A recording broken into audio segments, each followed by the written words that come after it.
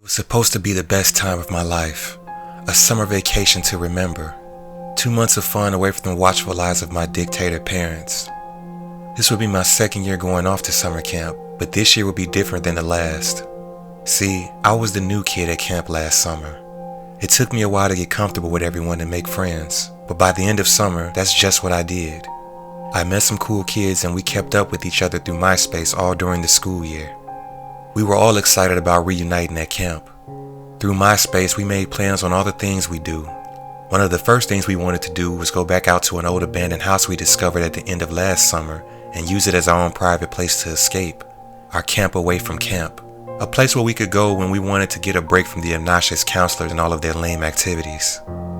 As soon as the bus pulled into the parking lot, I jumped off, reconnected with my friends, and then we all rushed off to stake claim on our sleeping quarters. We agreed to meet back up at the campfire site when we were done putting away our things. From there, we joked and laughed until it was time for head count. Once that was done, we ventured off into the woods to locate the abandoned house. We wanted to get there early so we could check it out and make sure to be safe for us to hang out in. It took a lot longer to reach the house than we expected. What we remembered as a 10-minute hike last year turned out to be a 20-minute walk this one. Not a terrible difference, but long enough to allow our presence to be missed back at camp. We just hoped that didn't happen as we continued to go forward.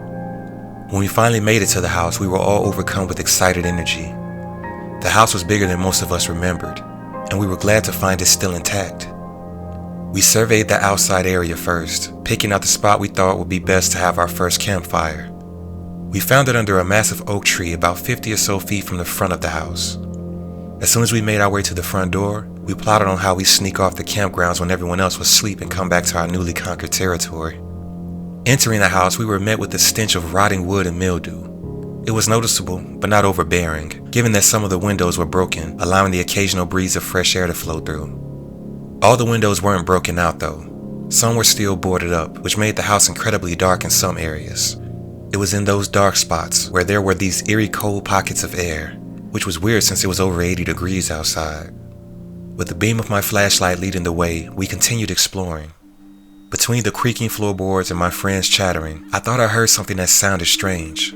Something I couldn't quite make out, but something I knew I heard. I shushed my friends and they joked that I was being a scaredy cat. I shushed them again. One of them sensed how serious I was and asked me what was wrong. I said, "You don't hear that?" They said, "Hear what?" I said, "That." Somebody else said, "What?" And then I said, "Listen."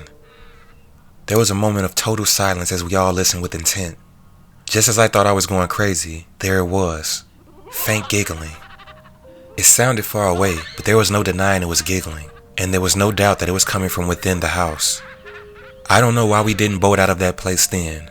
Maybe it was because of the dangerous mixture of naivety and curiosity that naturally comes instilled with kids. Or maybe it was just an instance of stupidity on all our parts. All I know is what happened next would scare and scar me and my friends for life. We foolishly inched our way forward, attempting to track down the source of the giggling. We approached the middle bedroom, where the creepy laughter seemed to be coming from. We all looked at one another before moving forward. We eased into the bedroom, with me and my flashlight leading the way. The giggling had stopped by then, but I was sure it came from this room. I swept my light over the dark room as a cold chill raised the hairs on the back of my neck. Just as the beam of my flashlight approached the final corner of the bedroom, me and my friends were frightened out of our minds when the giggling re-emerged, which was suddenly followed by a crazed clown emerging from the darkness with a sledgehammer in his hands. He charged at us like a wild animal. We all screamed and ran out as fast as we could. He was right on our heels, giggling like a psycho. When we made it back outside, I felt like we'd escaped the jaws of death, but that was only until I looked back and saw that the clown was still chasing us. We ran and kept on running until we were back at camp. We went to the first counselor we saw. We told them everything that had happened. As another kid tried to explain how close we came to death, it was me who realized that somebody was missing. Timothy was with us when we went into that house, and I know for sure he was still with us when we ran out. I was so busy trying not to trip and fall, I failed to notice that he wasn't with us as we ran back to the camp. The police went back to the abandoned house, but there was no sign of the clown or Timothy. An all-out search was conducted that lasted for several days, but Timothy was never located. His parents would never see their only child ever again. The terror of that day has haunted me for the last 15 years. I often wonder what happened to Timothy, and to this day, no one knows who that devilish clown was or where he came from. No one's heard a thing about him since that fateful day. But that was only until recently when a new report surfaced. 2 little kids were playing in the woods when one of them reported that his friend was taken by a man dressed as a clown. They were less than a mile away from our old summer camp, which closed that fateful year in 2007 and never reopened. The description the kid gave was a mirror image to the clown that has haunted my nightmares all these years. Apparently, he's back. But this time, I'm going after him. It's payback time.